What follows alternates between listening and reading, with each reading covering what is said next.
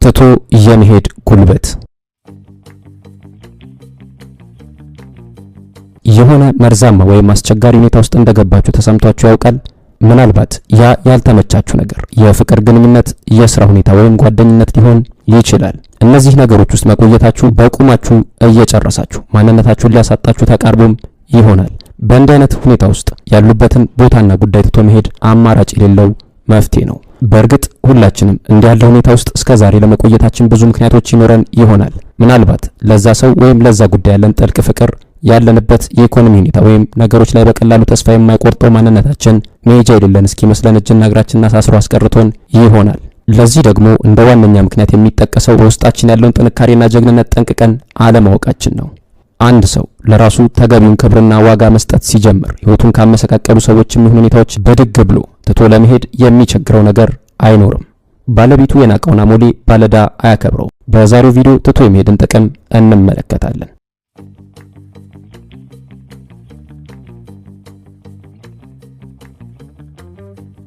አንደኛ፣ በራሳቸው እንዴት መቆም እንዳለባቸው ትማራላችሁ። አንዳንዶች ትቶ መሄድን እንደ ሽንፈት ወይም ድክመት ይቆጥሩታል። እውነታው ግን ትቶ መሄድ መቻል የጥንካሬ መገለጫ ነው። ነገሮችን፣ ሁኔታዎችን ወይም ሰዎችን ትተን ከሄድንበት ቅጽበት ጀምሮ እንዴት በራሳችን መቆም እንደምንችል እንማራለን። ሰዎችን ሕይወታችን ውስጥ በግድ ማቆየት እንደማንችል፣ መሄድ የፈለገ ሰው ትቶን እንደሚሄድ ወይም እንደሚከዳን ሁሉ በፍጹም ልንቆይባቸውና ልንታገሳቸው የማንችላቸው ሁኔታዎች ሲገጥሙን ጥለን መሄድ ወይም ያንን ቦታ መልቀቅ ከፍተኛ በራስ መተማመን ይጠይቃል።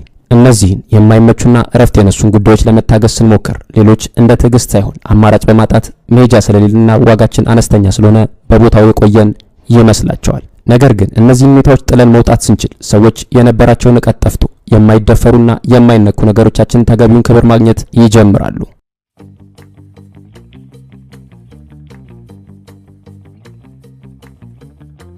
ሁለተኛ፣ በራስ መተማመናችሁን ይጨምራል። የማይመቹ ግንኙነቶችን ይሁን ሁኔታዎችን ጥላችሁ መሄድ ስታስቡ ሰዎች ብዙ ነገር እንደሚሏችሁና ስም እንደሚሰጧችሁ የታወቀ ነው። ይተቿችኋል፣ ይፈርዱባችኋል፣ ይንቋችኋል፣ ያንቋሽሿችኋል፣ የጎሪጥ ያዩአችኋል። ነገር ግን የነበራችሁበት ሁኔታና ያሳለፋችሁትን መከራ፣ የከፈላችሁትን ዋጋ የምታውቁት እናንተና ፈጣሪ ብቻ ናችሁ። ስለዚህ የነበራችሁበትን የፍቅር ግንኙነትም ይሁን ስራ ጥሎ ለመውጣት ከፍተኛ የሆነ በራስ መተማመን ይጠይቃል። ለእናንተ የሚበጀውንና የሚሆነውን ነገር ሰዎች እንዲወስኑላችሁ አትጠብቁ። ማንም በእናንተ ጫማ ውስጥ ገብቶ የነበራችሁበትን አላየላችሁም። እንደዚህ አይነት ውሳኔዎች መወሰንና መተግበር በራስ መተማመናችሁን ክፉኛ ያሳድገዋል።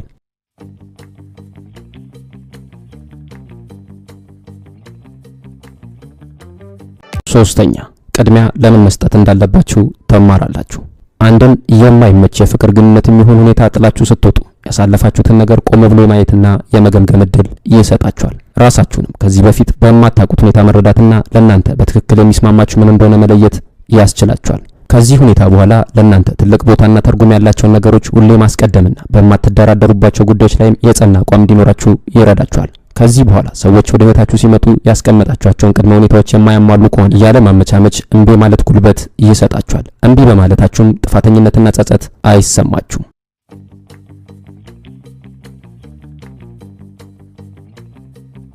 አራተኛ፣ ሌላ እድል፣ ሌላ ተስፋ እንዳላችሁ ታውቁበታላችሁ። ብዙ ጊዜ አንድን የፍቅር ግንኙነት ቋጭቶ መለየት የዓለም መጨረሻ ይመስለናል። እውነታው ግን ከዚህ በተቃራኒ ነው። በምንም አይነት አስከፊና አስፈሪ ጉዳት ብትለያዩና ልባችሁ ቢሰበር እንኳን ሌላ እድል፣ ሌላ አማራጭ ከፊታችሁ አለ። የአንድ ነገር መጨረሻ የሌላ ነገር መጀመሪያ ነው። ባለፈ ትዝታ እስረኛ ሆናችሁ መቀመጥ የለባችሁም። እንደገና በኃይል መነሳትና ከፊታችሁ ያሉ እድሎችን መፈለግ የግድ ነው።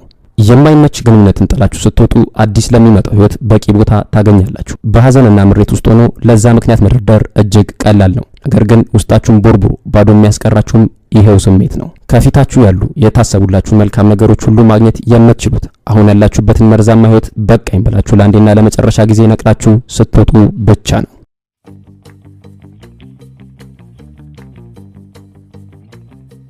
አምስተኛ፣ እንደገና ወደ ራሳችሁ ይመልሳችኋል። አንድ መርዛማ የሆነ ሁኔታ ውስጥ ስንቆይ ምን ያህል ኃይልና ጉልበት እዛ ነገር ላይ እንዳባከንን አይገባንም። ነገር ግን ከዚህ ወጥመድ አንዴ ሰብረን መውጣት ስንችል የሚገርም ነፃነት ለማግኘትና ራሳችን ላይ የተሻለ ለውጥ ለማሳደር እድሉን እናገኛለን። ይህ ውሳኔ የተሰለበብንን መልሰን ለማግኘት የህይወታችን ዋና ወሳኝ ራሳችን እንደሆነና የተወሰደብንን የበላይነት እንደገና ከነሙሉ ክብሩ ወደ ቦታው ለመመለስ እጅግ ወሳኝ ነው።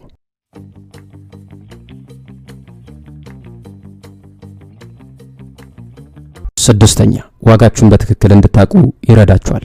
አንድን ነገር ትታችሁ ስትሄዱ ይህ ተስፋ የመቁረጥ ምልክት አይደለም። ዋጋችሁን እንደገና የምታምኑበት፣ የሚገባችሁን ክብር በአግባቡ ለራሳችሁ የምትሰጡበት አዲስ እርምጃ ነው። ይህ ውሳኔያችሁ ደግሞ እንደ ትናንትናው አይነት ደካማ፣ ፈሪ፣ አልቃሻና ተለማማጭ እንዳልሆናችሁ ለሚመለከተው ሁሉ ግልጽ መልእክት ያስተላልፋል። ከዚህ ጊዜ በኋላ ከሚሰጣችሁ ምንም ነገር በላይ ለራሳችሁና ለጊዜያችሁ ትልቅ ቦታ ይኖራችኋል። በግድ የምታቆዩት ፍቅረኛ ወይም የትዳር አጋር፣ ተለማምጣችሁ የምትሰሩበት የሥራ ቦታ ወይም አለቃ፣ ብቻ የማንንም ጫማ በምንም ጉዳይ ልሳችሁ መኖር ከማንነታችሁ ጋር እንደማይሄድ ታዩበታላችሁ፣ ለሌሎችም ታሳያላችሁ። ከሚገባችሁ በታች አትቀበሉም። ጥሎ የመሄድ ድፍረታችሁ ለራሳችሁ የምትሰጡትን ቦታ ይናገራል። ተገቢውን ክብር የማታገኙበት ጠረጴዛ ላይ ማዕድ አትቆርሱም።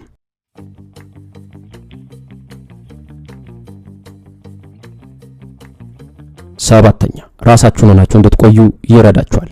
ማንነታችሁ ከምንም በላይ ሊከበርና ሊጠበቅ ይገባል። ሃይማኖታችሁ፣ መልካችሁ፣ የዘር ሐረጋችሁ፣ የቤተሰባችሁ ሁኔታ፣ ትዳራችሁ፣ ባህሪያችሁና ሌላም እናንተን ሊገልጹ የሚችሉ ጉዳዮች በፍጹም ሊደፈሩና ሊጣሱ አይገባም። ሕይወታችሁ ሁሉ የሚገነባው እነዚህ መሰረቶች ላይ ነው። ይህ መሰረት ሁሌም በአግባቡ ሊጠበቅና እንክብካቤ ሊደረግለት ይገባል። ምንም አይነት ውሳኔ ስንወስን እነዚህን ወሳኝ የማንነት ምሰሶች በሂደት የሚሸረሽር ከሆነ ሌላ አርቲፊሻል ማንነት ያጎናጽፈናል። ከነዚህ አይነት ሁኔታዎች በድፍረት ጥሎ መውጣት የማንነት ቀውስ ውስጥ እንዳንገባና ሌላ የማናውቀው የማንወደው ሰው ሆነን እንዳንገኝ ይረዳናል። በዚህ ውሳኔ ለሁለንተናዊ ጤናችን ያልተመቹ ነገሮች እንደማንታገስ ለወዳጅም ለጠላትም ግልጽ መልእክት ይተላለፍበታል።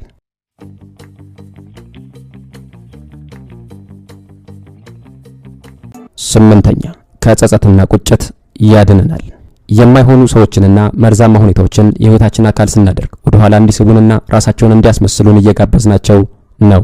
ይህ ደግሞ በሂደት ቁጭት፣ ጸጸት፣ ድብርትና ጭንቀት ሆኖ መልካም ነገር ወደ ህይወታችን እንዳይገባ በሩን ይዘጋዋል። ጥሎ መውጣት ወይም ትቶ መሄድ ከቁጭትና ጸጸት ያድነናል። አሉታዊነትና መርዛማ አስተሳሰቦች ከዙሪያችን እንደ ጤዛ እንዲረግፉ ይረዳናል። ለእናንተ እንደማይሆኑ እርግጠኛ የሆናችሁባቸው የፍቅር ግንኙነት ውስጥ ለመቆየት ራሳችሁን አታስገድዱት። ትቶ መሄድ በብዙ መልኩ ከጥልና ትግል የተሻለ ሰላም አለው። ትታችሁ ስትሄዱ ወደ ህይወታችሁ የሚመጡ አሉታዊ አስተሳሰቦችን መክታትና በቃችሁ ማለት ትችላላችሁ።